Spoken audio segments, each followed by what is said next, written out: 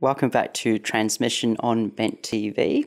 I'm Sammy Cameron, and today we're talking with Mr. Andrew Ives about surgical procedures for transgender people. Andy, thank you for joining us. Can you tell me what informed consent is? Informed consent basically means that the patient is making a decision on any operation in full, has complete knowledge of the operation and the full facts about the operation, is fully aware of what all the risks are, knows the pros and cons of the operation, what the likely sequelae are from having an operation and stuff down the track, and making sure that those patients actually understand and comprehend what they're actually asking you to do.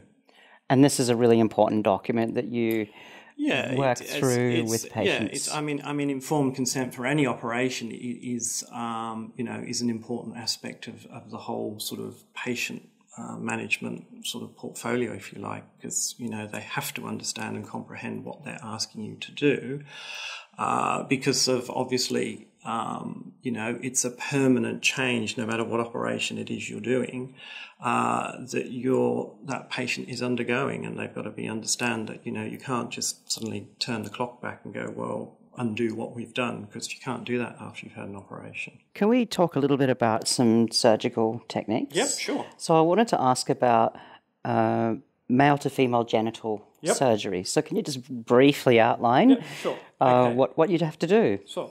Well, the operation, I mean, there are different techniques that are performed. The technique that I use here is what's called the inverted penile skin technique. So basically what we do is we use the skin of the penis, and we use that to line part of the perineum and part of the vaginal cavity.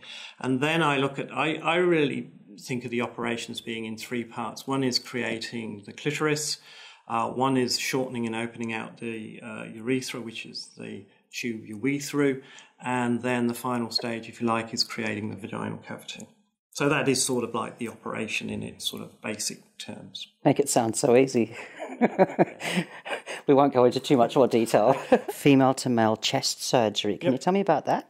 Okay, well, that operation is, again, there are different techniques, and a lot of those techniques, in my hands, it depends on how much tissue you're trying to remove. Obviously, everyone's different, so some patients' chests are larger than other patients, and it's a question of having to remove not just the tissue on the inside, but also get rid of the redundant skin as well. So if a patient's got a lot of redundant skin, then you have to remove that, which means they're going to have more scarring. So you sort of have to make an assessment of, obviously, surgeons, we try and get as minimal scars as we can, but you've got to get the right result with the minimal amount of scarring. So there are different techniques of, if there's not a lot of skin and tissue, then you can do a technique of just around the nipple.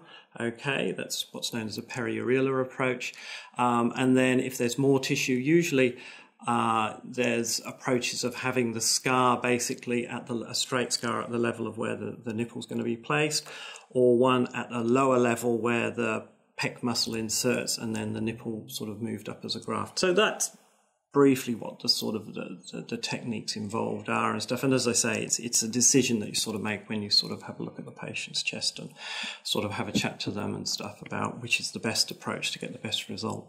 So it's removing a lot of tissue. What about the nipples? Often they have to be reduced in size as well. Yeah, I mean, again, everyone's different and stuff, and some patients have quite large, prominent nipples, some patients don't. If you move the nipple as a graft, it often flattens out, so sometimes you don't need to do a nipple revision down the track. If a patient's got very large nipples at the outset, then again we can do a nipple reconstruction at the same time and actually just use part of that nipple to create a smaller nipple for them. So again, that's sort of all part of the assessment when they sort of come in and we have a look at them. I want to talk about the risks that are involved in these surgeries. And what are some of the range of things that can go wrong, and what are the chances of them happening?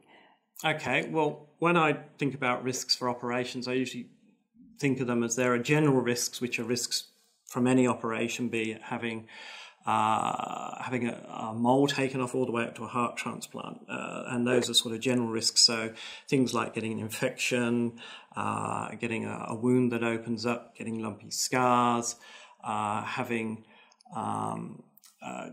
getting hematomas in the wound or bleeding. So they can happen in sort of pretty much any operation. And then there are risks specific to the operations themselves. For example, with the genital surgery with male to females, rectal perforation, rectovaginal fistulas, those are the really big worrying complications that you can get. How often do they occur? Pretty rare. I've only ever seen one rectal perforation since I've been doing it, so they're pretty rare.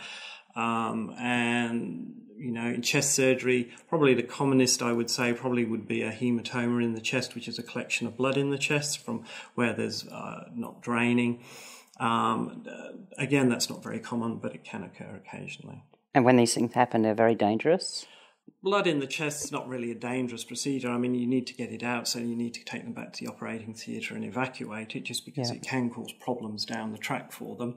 Rectal perforation, that's a big dangerous complication and stuff. So, I mean, that needs to be sort of dealt with there and then and stuff. But how do you prevent that? So during surgery, there are things you do to try to prevent some of these risks? Yeah, I mean, you try and reduce your risks. I mean, I always tell patients when I'm consenting them for or telling them about genital surgery is that we usually give them a little bit of an enema the night before, which helps clear out the lower bowel and stuff, and that sort of does reduce the risk quite significantly. I also say that when I do the operation, if I'm concerned I'm getting very close to the bowel and stuff, then I will not try and go any further and create some huge vaginal cavity for them and stuff. I'd rather wake the patient up and say, look, we're getting quite close to the rectum.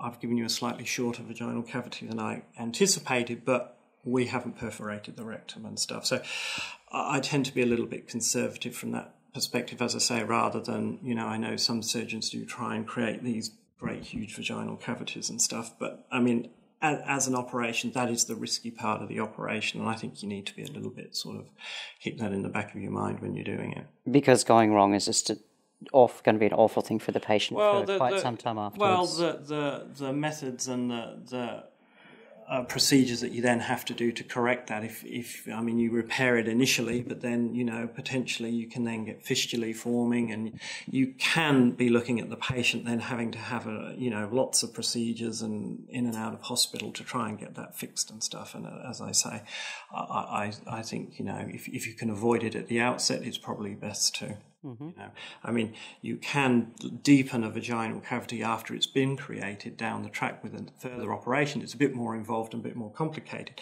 But as I say, then at least you're not increasing the risk of perforating their rectum, which, as I say, is not what you want to have. Andy, thank you so much for talking with us today. Very much appreciated. Pleasure. And you've been watching Transmission on Bent TV. Thank you for joining us.